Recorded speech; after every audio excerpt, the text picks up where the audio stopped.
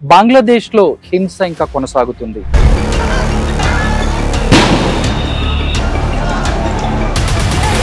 ఎవరైతే షేక్ హసీనా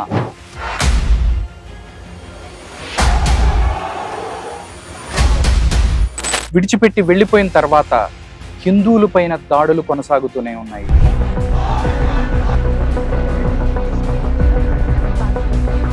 మహిళల ఆర్తనాదాలతో ఉన్న విజువల్ చూస్తే నిజంగా గుండె తరుక్కుపోతుంది.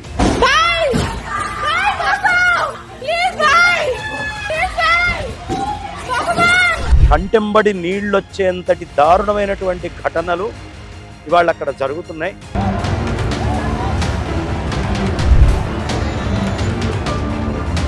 ఇవాళ మనం గనక బంగ్లాదేశ్ని పాకిస్తాన్ని వీటన్నిటిని చూసి నేర్చుకోకపోతే ఈ అల్ హిందులు ఈ భారతదేశంలో కూడా జరుగుతుంది. ఆల్రెడీ వేల సంవత్సరాలుగా ఉన్నటువంటి గుళ్ళని బాత్రూములుగా వాష్రూములుగా మార్చి వాడుకుంటున్నటువంటి పరిస్థితి అక్కడ కనిపిస్తోంది.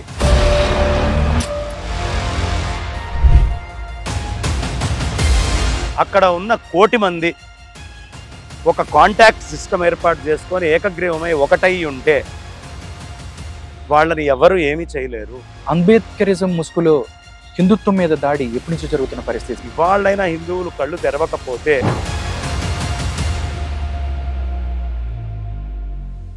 అందరికీ నమస్కారం, వెల్కమ్ టు భారతీ టీవీ. బంగ్లాదేశ్లో హింస ఇంకా కొనసాగుతుంది. ఎవరైతే షేక్ హసీనా దేశాన్ని విడిచిపెట్టి వెళ్ళిపోయిన తర్వాత హిందువులపైన దాడులు కొనసాగుతూనే ఉన్నాయి. 27 జిల్లాలలో ఏకంగా హిందువుల ఇళ్ళు, వ్యాపార సంస్థలపై దాడులు కొనసాగుతున్నాయి.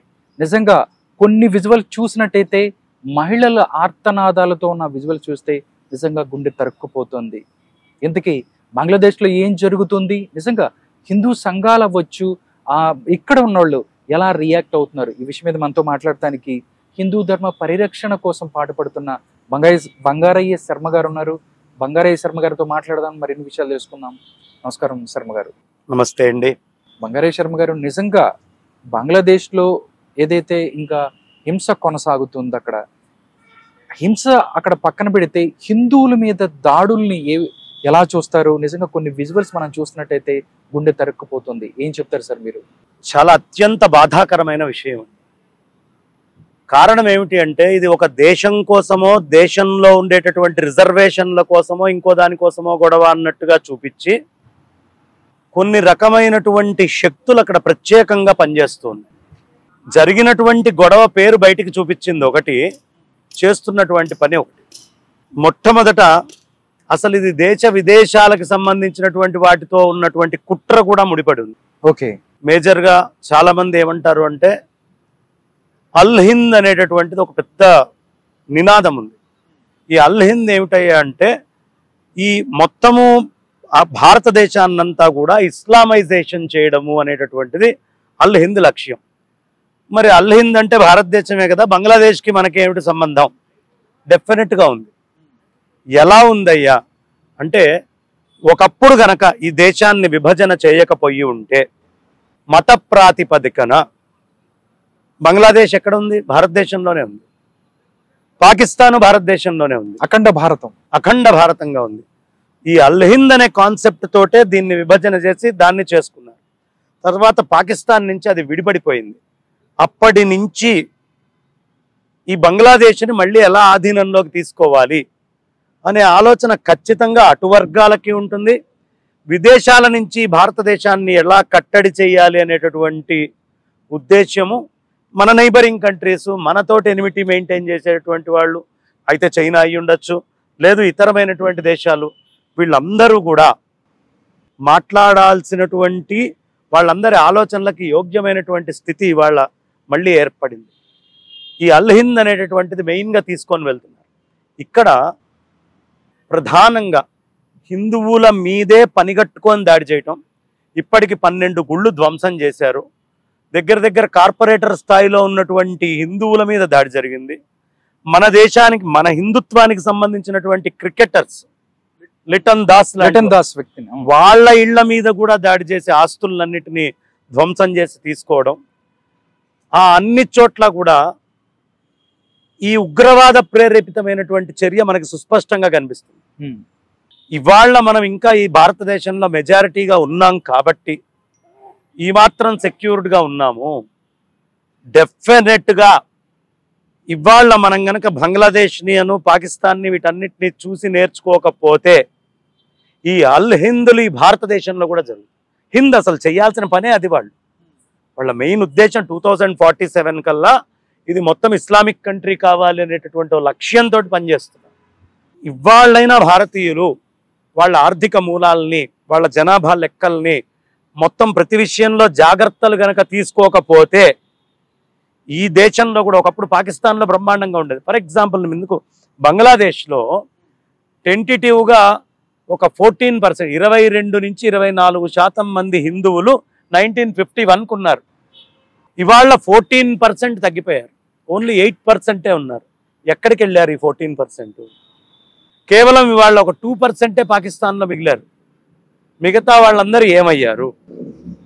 వీళ్ళకు కూడా సంతానం పెరగాలి కదా, ఏమయ్యారు వీళ్ళందరూ?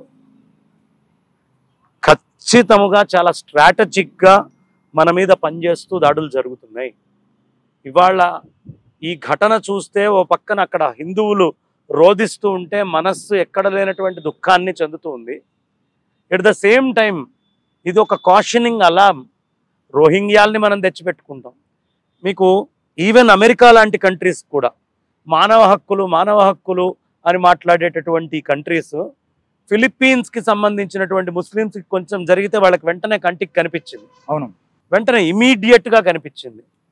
కానీ ఇంత బంగ్లాదేశ్లో జరిగేటువంటి హిందువుల విషయానికి వచ్చేటప్పటికీ ఎక్కడికి పోయినాయి ఈ హక్కులన్నీ? మీకు ఎక్కడైనా కనిపిస్తున్నాయా? ఎక్కడా లేవు. వాళ్ళు స్టేట్మెంట్ ఇచ్చారు, అమెరికన్ గవర్నమెంట్ ఏమని స్టేట్మెంట్ ఇచ్చారు? అయ్యా, ఇది షేక్ హసీనా మేనేజ్ చేయలేకపోవడం, తను తీసుకున్న తప్పుడు నిర్ణయాలు అంటూ షేక్ హసీనాకి అగెయిన్స్ట్గా వెళ్ళారు. కానీ హిందువుల మీద దాడి చేయొద్దు అని చెప్పలేదు. స్టేట్మెంట్ ఐక్యరాజ్య సమితి నుంచి కానీ ఎక్కడి నుంచి అయినా వచ్చిందా? వాళ్ళకి ఇవి ఏవీ కనిపించవు. అదే ఫిలిప్పీన్స్ అయినా గంట లోపల అమెరికా నుంచి స్టేట్మెంట్స్ వచ్చేసినాయి. రీజన్ ఏంటి అంటే భారతదేశంలోనే మనకు ఐక్యత లేకపోతే మిగతా దగ్గర నుంచి ఎవడెక్కడ మాట్లాడతాడు? కంటెంబడి నీళ్ళొచ్చేంతటి దారుణమైనటువంటి ఘటనలు ఇవాళ అక్కడ జరుగుతున్నాయి. 12 గుళ్ళు పాడైపోయినాయి. పాకిస్తాన్లో ఆల్రెడీ వేల సంవత్సరాలుగా ఉన్నటువంటి గుళ్ళని బాత్రూములుగా, వాష్రూములుగా మార్చి వాడుకుంటున్నటువంటి పరిస్థితి అక్కడ కనిపిస్తోంది. ఇప్పుడు బంగ్లాదేశ్ మీద ఇది రాజకీయమైనటువంటి కుట్ర, మతపరమైనటువంటి కుట్ర, అంటే ప్రత్యక్షంగా ప్రచ్ఛన్నంగా భారతదేశం మీద దాడి మేము చేయడానికి మేము ఎంచుకున్న మార్గము అని విదేశాల నుంచి మనకు చూపిస్తున్న ఘటన. నిజంగా సార్, దీని వెనక పాకిస్తాన్, దాంతోపాటు చైనా ఉంది. భారతదేశాన్ని దెబ్బ కొట్టాలంటే బంగ్లాదేశ్ను అధీనం చేసుకోవాలి, అక్కడి నుంచి బే ఆఫ్ బెంగాల్ అవ్వచ్చు, లేకపోతే ఇతర మార్గాల ద్వారా భారతదేశాన్ని దెబ్బ కొట్టడానికి పాకిస్తాన్, చైనా ఆడుతున్న డ్రామా అని చెప్పి మాట్లాడుతున్న పరిస్థితి. ఏమంటారు సార్ మీరు? ఖచ్చితంగా అనుమానం ఏముందండి, అల్ హింద్ అనే కాన్సెప్ట్ ఇప్పుడు తీసుకొని ముందరికి వెళ్తోందే పాకిస్తాన్. పైపెచ్చు అక్కడ పనిచేసిందంతా ఏమిటి? జమాతే ఇస్లామే కదా మేజర్గా పనిచేసింది. ఇవాళ బంగ్లాదేశ్ ఈ స్థితికి రావడానికి ప్రధానమైనటువంటి కూడా ఒకవేళ అనుకున్నట్టు రిజర్వేషన్ ఇంకో ఎజెండా అయితే బాగానే ఉండేది. కానీ అది ఎజెండా కాదు. మొత్తము చాలా మటుకు బంగ్లాదేశ్లో ప్రధానమైనటువంటి అధికారులందరినీ కూడా కొనేయడం అనేటటువంటిది జరిగింది. వాళ్ళందరినీ ఆధీనంలో తీసుకోవడం అయింది. షేక్ హసీనా భారతదేశానికి చాలా ఫేవర్గా ఉంది. ఇప్పుడు సేమ్ సార్ అదే చెబుతున్నారు, ప్రో ఇండియా ఉంది. అందువల్లే ఇదంతా జరుగుతుంది అనుకోవచ్చా? అందువల్ల అని చెప్పడానికి వీల్లేదు. కారణం అదొక కారణం. మొన్న బంగ్లాదేశ్ లో స్ట్రాటజిక్ గా సముద్రం దగ్గర ఉండేటటువంటి ఒక అద్భుతమైనటువంటి డిఫెన్స్ పాయింట్ కి యోగ్యమైనటువంటిది భారతదేశానికి మెయింటెనెన్స్ కొట్టుకున్నారు. అది కాక మనం చాలా ఫ్రీ ప్రాజెక్ట్స్ ఇప్పటికే బంగ్లాదేశ్ కి మనందరు ట్యాక్స్ పేయర్స్ మనీని తీసుకొని వెళ్ళి కూడా పక్క దేశం బాగుండాలి అని ఫండ్స్ ఇచ్చి ఎలకేట్ చేసి చేయడం కూడా అయింది. ఇప్పుడు ఈ స్నేహభావం అంతా భారతదేశానికి వృధా అయిపోతుంది. సైన్యం యొక్క రూల్ తీసుకొస్తే చైనా ఎలా చెబితే అలా, పాకిస్తాన్ ఎలా చెప్తే అలా. బికాజ్ ఆల్రెడీ బంగ్లాదేశ్ పాకిస్తాన్లో ఉండి విడిపోయినప్పటి నుంచి అక్కడ ఐఎస్ఐ యొక్క స్ట్రెంగ్త్ చాలా ఎక్కువ ఉంది. చాలామంది భారతదేశానికి పురులియా లాంటి అటాక్స్ జరిగినప్పుడు కూడా మనకి అక్కడ బంగ్లాదేశ్ నుంచే ఈ బెంగాల్కి పంపించడం అనేది జరిగింది. అవును. కాబట్టి ఎప్పటి నుంచో వాడుతూ ఉన్నారు. ఈ బంగ్లాదేశ్ ఎందుకు స్ట్రాటజిక్గా పాకిస్తాన్కి చైనాకి చాలా ఇంపార్టెంట్ అంటే 4000 కిలోమీటర్ల బార్డర్, చాలా అతి పెద్దదైనటువంటి బార్డర్. అందులో లేక్స్ వస్తాయి, అందులో కొండలు వస్తాయి, అందులో నదులతోటి విభజన అయినటువంటిది, చిన్న చిన్న పాయింట్స్ తోటి సహా రైల్వే ట్రాక్ అటు బంగ్లాదేశ్, ఇటు సైడ్ ఇండియా ఉన్నటువంటి పాయింట్స్ కూడా ఉన్నాయి. ఓకే. ఇటు దూకితే ఇటు వచ్చేసేట్టుగా. కాబట్టి స్ట్రాటజిక్గా ఇండియాని చాలా పూర్గా వీక్ చేయాలి అంటే ఖచ్చితంగా బంగ్లాదేశ్ అనేది కనుక వచ్చింది అంటే, ప్లస్ నదీ జలాల పంపకం కూడా ఉంది బంగ్లాదేశ్కి ఇండియాకి. సో గంగా నది వెళ్ళేటటువంటిది బంగ్లాదేశ్కే ఎండింగ్లో చివరికి. ఇన్ని ఉన్నాయి కాబట్టి స్ట్రాటజిక్ అయినటువంటి దాడి భారతదేశం మీద చేయడం కోసము, ప్లస్ మతపరమైనటువంటి స్థితిని తీసుకొని వచ్చి ఒక పక్కన చైనా వాడి దేశంలో ఉయిగర్ ముస్లిమ్స్ అందరినీ ఉక్కుపాదంతో తొక్కుతున్నాడు. వాళ్ళందరికీ ఆడవాళ్ళు ఎవరు బుర్కాలు వేసుకోవడానికి లేదు, అందరూ మిడ్డీలు వేసుకోవాలి అని వాళ్ళకి అన్ని రూల్స్ పెట్టి, ఇస్లామిక్ బుక్స్ లేకుండా వాటన్నిటిని మార్చి వాళ్ళ పిల్లలకి చదువుకోవడానికి తర్వాత ఇస్లామిక్ కల్చర్ లేకుండా అటు చేస్తూనే ఇటు పక్కన ఇస్లాం అనేటటువంటి దాన్ని ఉసిగొల్పి ఎలా భారతదేశం మీద దాడి చేయాలి అనే అంశంలో కూడా, ఇస్లాంలో కూడా చాలా గొప్పవాళ్ళు ఉన్నారు, అబ్దుల్ కలాం లాంటి వాళ్ళు మహానుభావులు ఉన్నారు, వాళ్ళందరినీ మనం గొప్పగానే చెప్పుకోవాలి. కానీ ఇలాంటి దుర్మార్గమైనటువంటి జిహాదీ ఆలోచనలతోటి ఉన్నటువంటి వాళ్ళు కూడా ఉన్నారు. వాళ్ళు ఎప్పుడైనా ప్రమాదకారి. అందుకని ముందు నుంచి కొంచెం జాగ్రత్తగా హిందువులు ఉంటూ మంచి చెడు ఏమిటి అనే బేరీజ్ వేసుకుంటూ జాగ్రత్తగా గడపకపోతే విదేశీ కుట్రలకి భారతదేశం కూడా భాగమవుతుంది. ఓకే సార్, మనం చూసుకున్నట్టు అక్కడ నిజంగా చాలా హృదయ విదారక సంఘటనలు జరుగుతున్నాయి. అంటే భారత్ సంబంధించి వాళ్ళకి సంబంధించి ఎలా ముందుకెళ్ళాలని అనుకుంటున్నారు? అంటే అక్కడ కూడా వాళ్ళు చాలా మంది మా గోడుని వినండి, మాకు హెల్ప్ చేయండి అన్న పరిస్థితి. అక్కడ ఇప్పుడు చర్చలు జరుగుతున్నాయి, ప్రభుత్వానికో లేకపోతే కొత్త ప్రభుత్వం రావటానికో లేకపోతే ఎలా వెళ్తుంది అనేది కూడా తెలియని అంశం. అక్కడ బంగ్లాదేశ్ దాంట్లో ఇండియా పాత్ర ఎలా ఉంటే బాగుంటుందని మీలాంటి వ్యక్తులు చెప్తే బాగుంటుంది. అంటే అది చాలా పెద్ద విషయం అండి. భారత్ స్ట్రాటజీ ఎప్పుడు కూడా ఇప్పుడే ఏమి చెప్పలేం కూడా. కొత్త ప్రభుత్వం ఏమొస్తుందో తెలియదు. వాళ్ళు ఇండియాతోటి సత్సంబంధాలు, మిత్రుడిగా ఉంటారా, శత్రువుగా ఉంటారా, న్యూట్రల్గా ఉంటారా, ఇది కూడా మనకు తెలియదు. కానీ జరుగుతున్నటువంటి డీడ్స్ని బట్టి చూస్తుంటే మాత్రం పక్కా ఇది భారతదేశాన్ని అణచడం కోసమే, భారతదేశం మీద దాడి చేయడం కోసమే విదేశాల నుంచి జరుగుతున్నటువంటి కుట్రగా మాత్రం ఒక కోణంగా సుస్పష్టంగా తెలుస్తూ ఉంది. ఈ సమయంలో భారతదేశము, నాకు తెలిసి మనకున్నటువంటి ఫారెన్ మినిస్ట్రీ జయశంకర్ కానీ వీళ్ళందరూ చాలా ఎఫిషియంట్ మినిస్టర్స్.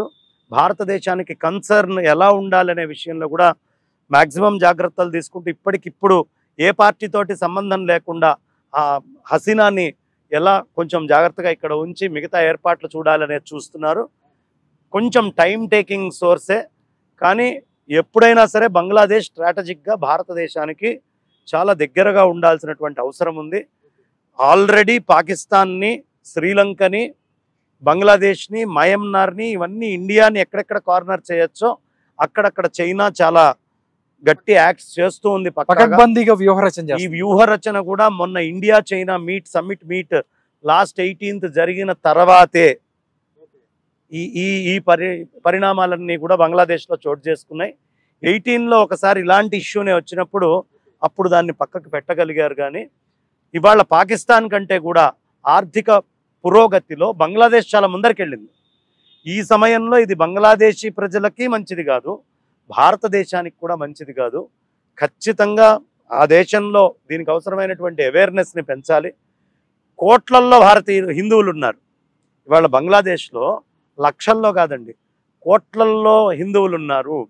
వాళ్ళ ఆస్తుల మీద దాడులు జరుగుతున్నాయి. 1 కోటి మంది దాకా కూడా ఇండియాకి శరణార్థులుగా వచ్చే అవకాశం ఉందనే స్టేట్మెంట్ కూడా బీజేపీలో అతి ముఖ్యుడైనటువంటి వ్యక్తి ఒకళ్ళు ఇవ్వడం జరిగింది. ఓకే, కాబట్టి ఈ సమయంలో చాలా ఆచితూచి ముందు మన బార్డర్స్ని చాలా స్ట్రిక్ట్ చేసుకుంటూ, బార్డర్స్ని ఖచ్చితంగా ఆల్రెడీ చాలా బెటాలియన్స్ పంపిస్తూ మనం ఉండాల్సిన విధానంలో ఉంటూ వాళ్ళతోటి చేసే చర్చల్ని చేసి నయానో భయానో వాళ్ళకి ఏ విధంగా చెప్తే అర్థమవుతుందో ఆ స్థాయికి భారతదేశం ప్రిపేర్ అయ్యి మాట్లాడుతుందని అనుకుంటున్నాను. Okay sir. ఇంకొక మన ఇండియాకి సంబంధించి మనం చూసుకున్నట్టయితే ఇక్కడ చూసుకున్నట్టయితే కూడా హిందువులలో ఐక్యత లేకపోవటం వల్లే మనందరం కూడా అంటే మిగతా వాటిలో ఉన్నటువంటి ఐక్యత హిందువులో లేకపోవటం వల్లే చిన్న చిన్న సంఘటనలో లేకపోతే మన మీదకి రావటమో లేకపోతే అన్న పరిస్థితి. అంటే మనం చూసుకుంటే వెంకటేశ్వర స్వామి సుప్రభాతాన్ని కూడా తర్వాత వాళ్ళు దానికి సంబంధించి సారీ చెప్పినప్పటికీ గాను చాలా సార్లు అదే పదే ఒక హిందుత్వం మీద దాడి చేసే అంశాలు కూడా కొన్ని జరుగుతాయి. హిందువులే మాట్లాడతారు. దారుణం ఏంటంటే హిందువులే మాట్లాడుతున్న పరిస్థితి. ఎలా చూడొచ్చు, దీని మీద ఎలా ముందుకెళ్తే బాగుంటుందని మీరు అనుకుంటారు? ఇప్పుడు కాన్స్టిట్యూషన్ ఉందండి.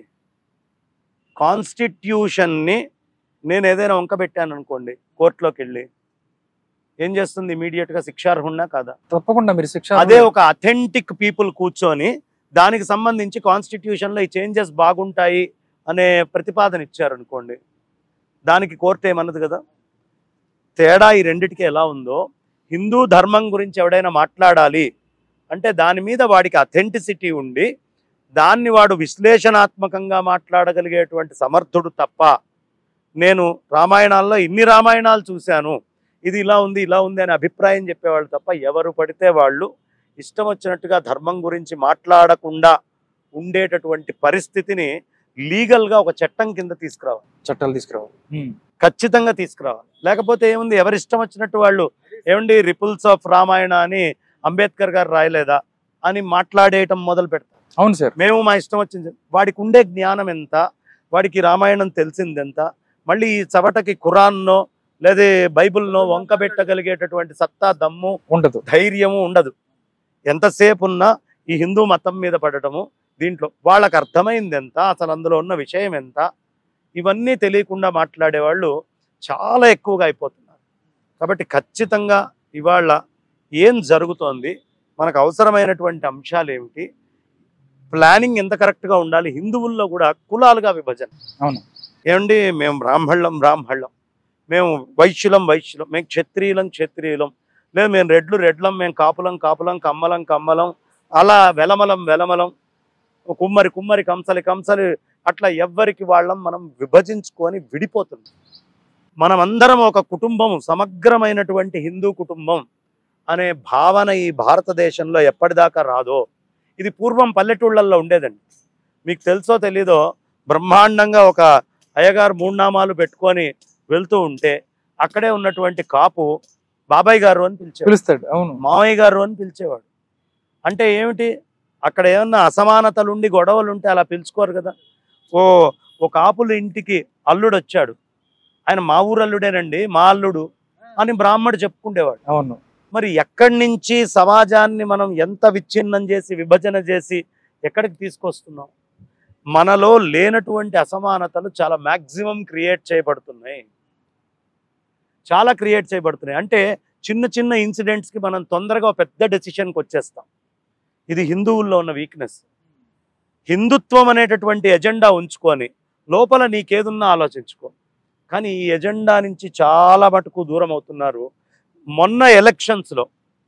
మొన్న ఎలక్షన్స్లో ఓటింగ్ పర్సంటేజెస్ కనుక మీరు తీసుకుంటే, ఆ voting percentages Islamic vote bank ఉన్న దగ్గర ఎలా పడ్డాయి, హిందువుల ఓట్ బ్యాంక్స్ ఉన్న దగ్గర ఎలా పడ్డాయి అనేది కనుక ఒక విశ్లేషణాత్మకంగా తీసుకుంటే, మిగతా వాళ్ళందరూ స్ట్రక్చర్డ్గా ఉన్నారు, మోస్ట్ అనార్గనైజ్డ్గా హిందువులు ఉన్నారు. దీంట్లో అనుమానం ఏం లేదు. నిస్సంకోచంగా ఎప్పుడు హిందువులకి జ్ఞానం వచ్చి మేమందరం ఒకటి, ఈ ధర్మాన్ని ఎవరు మాకు సహకరిస్తా అంటే, మాకు ఇర్రెస్పెక్టివ్ ఆఫ్ పార్టీస్ 100% మీతోటి ఉన్నామని ఎవరు భరోసా ఇస్తారో వాళ్ళతోటి కనుక ఇప్పుడు వెళ్ళకపోతే ఖచ్చితంగా 2047కి ఎంత ఎఫిషియెంట్ అడ్మినిస్ట్రేటర్ని తీసుకొచ్చినా భారతదేశంలో అల్ హింద్ అనేది జరిగి తీరటం ఖాయం. ఓకే సార్, ఇంకోటి సార్, అంటే అంబేద్కరిజం ముసుగులో హిందుత్వం మీద దాడి ఎప్పటి నుంచి జరుగుతున్న పరిస్థితి సార్? మనం చూసుకున్నట్టయితే దారుణం సార్, కత్తి పద్మారావు అవ్వచ్చు, కదిరి కృష్ణ అవ్వచ్చు, ఇంకా చాలా మంది కూడా అంబేద్కర్ ఎక్కడ హిందూ మతాన్ని ఆయన ద్వేషించిన సందర్భం లేదు. బట్ ఆయన అంబేద్కరిజం పేరు పెట్టుకొని చాలా మంది మాట్లాడుతున్న పరిస్థితి, ఫ్యూచర్ లో కూడా వచ్చే పరిస్థితి ఉంది. ఏం చెప్తారు దీని గురించి? అంబేద్కర్ గారు, మీకు ఒక విషయం తెలుసో తెలీదో, ఆ రోజుల్లో 7.5 మిలియన్స్ ఇస్తానని నిజాం నవాబ్ ఇస్లాంలో కన్వర్ట్ అయితే నేను ఇస్తాను అంటే, నీ ఇస్లాంలోకి నేను వస్తే నేను నా హిందువుని భాయి అనలేను, ఇస్లాం భాయి అని ఒకళ్ళకొకళ్ళు అనుకోవాలి. నేను అందరినీ కలుపుకోలేను. కానీ హిందూ ధర్మంలో నాకు అసమానతలు కొన్ని కనిపిస్తున్నాయి. నేను క్రిస్టియానిటీలోకి వెళ్ళినా అదే.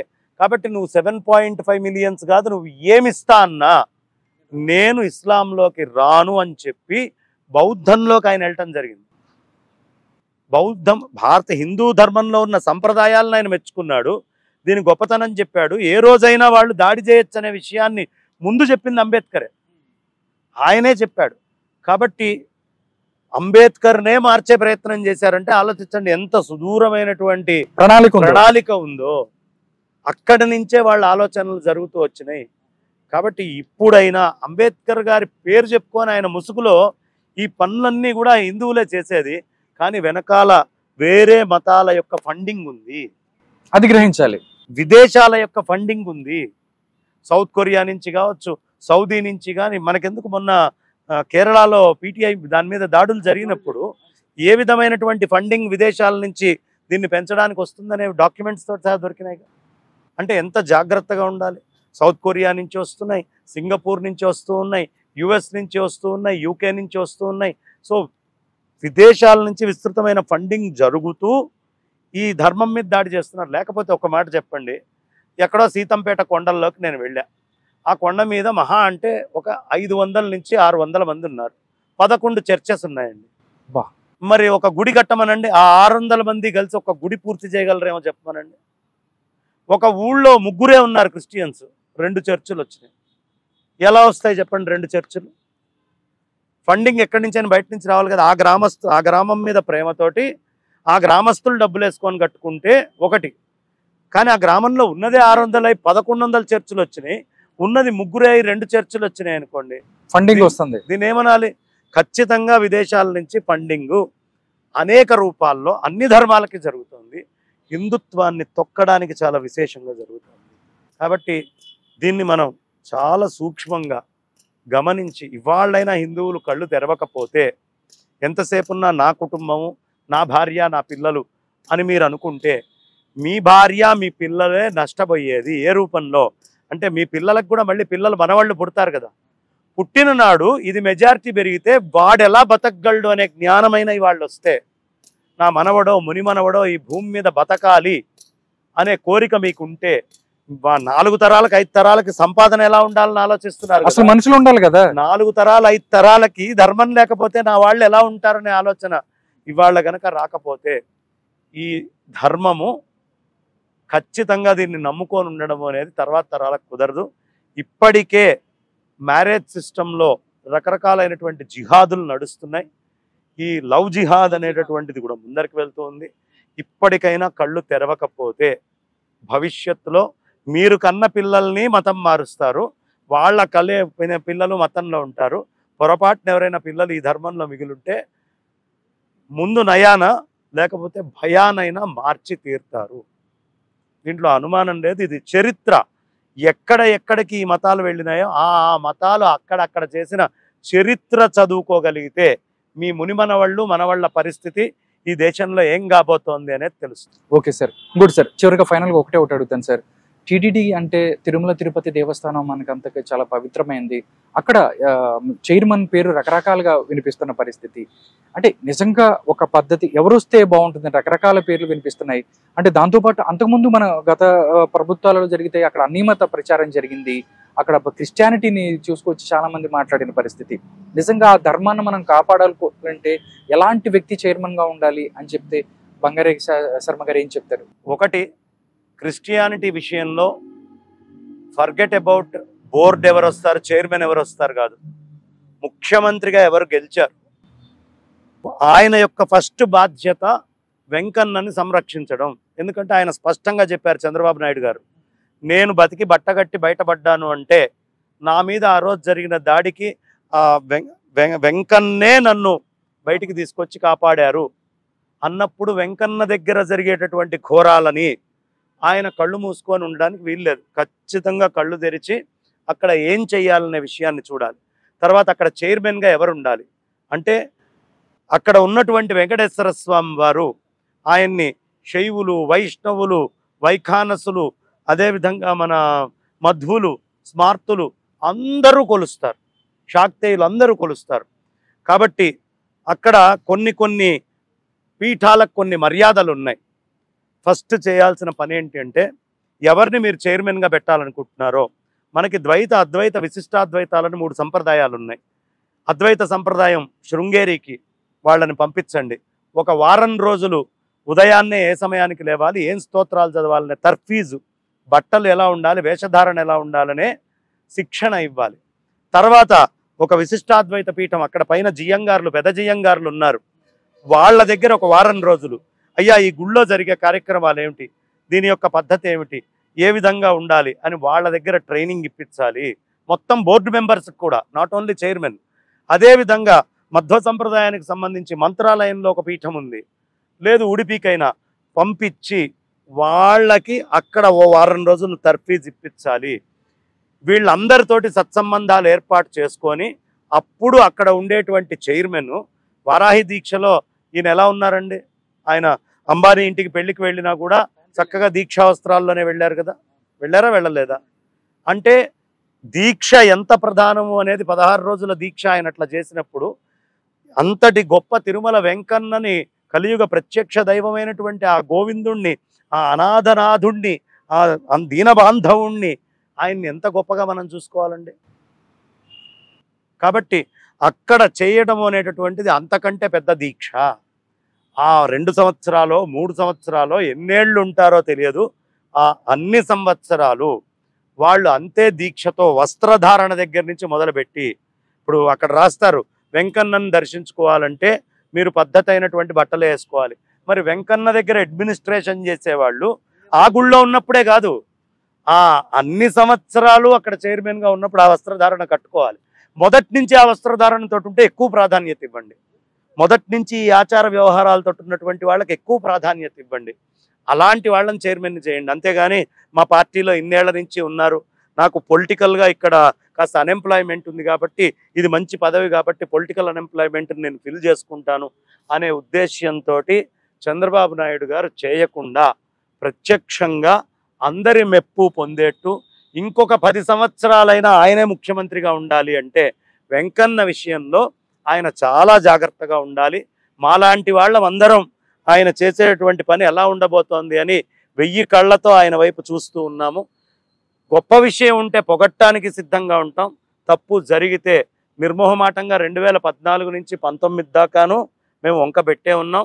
19 నుంచి 24కి పెట్టాం, 24 నుంచి 29కి తేడాలు జరిగినా వాటిల్ని వంక పెట్టడానికి, తప్పును ఎత్తి చూపించడానికి మేము ఎప్పుడూ సిద్ధంగా ఉంటాం. కాబట్టి జాగ్రత్తగా ఆ ధర్మాన్ని కాపాడే విధంగా ఆయన ప్రతి యాక్ట్ చేయాలని మనస్ఫూర్తిగా నేను ఆ వెంకటేశ్వరికి నమస్కారం చేసుకుంటూ చంద్రబాబు నాయుడు గారికి సిఫార్సు చేసుకుంటాను. ఓకే, ఫైనల్గా లాస్ట్ అండ్ ఒకటి సార్, ఫైనల్గా చెప్పండి, బంగ్లాదేశ్కి సంబంధించి హిందువులు అక్కడ ఉండాలి, ఎలా ఉండాలి జాగ్రత్తగా, దానికి సంబంధించి మీరు ఏం చెప్తారు? అక్కడ ఉన్న 1 కోటి మంది ఒక కాంటాక్ట్ సిస్టమ్ ఏర్పాటు చేసుకొని ఏకగ్రీవమై ఒకటై ఉంటే వాళ్ళని ఎవరు ఏమీ చేయలేరు. ఇప్పుడు దాడి మొత్తం బంగ్లాదేశ్ మీద చేసింది బంగ్లాదేశ్ ప్రజలందరూ కాదండి, 17 కోట్ల మంది బంగ్లాదేశ్ జనాభా అయితే ఒక్క 20 లక్షల మంది ఈ మొత్తం గొడవకు కారణం. మిగతా వాళ్ళందరూ లేదండి, మిగతా చాలా మటుకు 1 కోటి మంది ఈ విధమైన ఆలోచనతో ఉన్నారేమో. బంగ్లాదేశ్లో కూడా 16 కోట్ల మంది యోగ్యమైనటువంటి ఆలోచనలలో ఉన్నారు. వాళ్ళందరినీ ఒకటి చేసుకొని ఒక సంస్థని ఎలా తయారు చేసుకోవాలనే విషయం బంగ్లాదేశ్లో ఇప్పటికైనా తెలియాలి, తెలియకపోతే దెబ్బతింటారు. కాబట్టి వాళ్ళే ఒకటిగా ఉండడము, మిగతా ఈ విధమైన భావజాలం ఉన్న అందరినీ కలుపుకుంటూ సమాజాన్ని ముందరికి తీసుకెళ్తే అతి త్వరలో బంగ్లాదేశ్లో స్టేబుల్ సిచ్యువేషన్స్ వస్తాయి. విదేశాల నుంచి కూడా ప్రెషర్ వస్తుంది.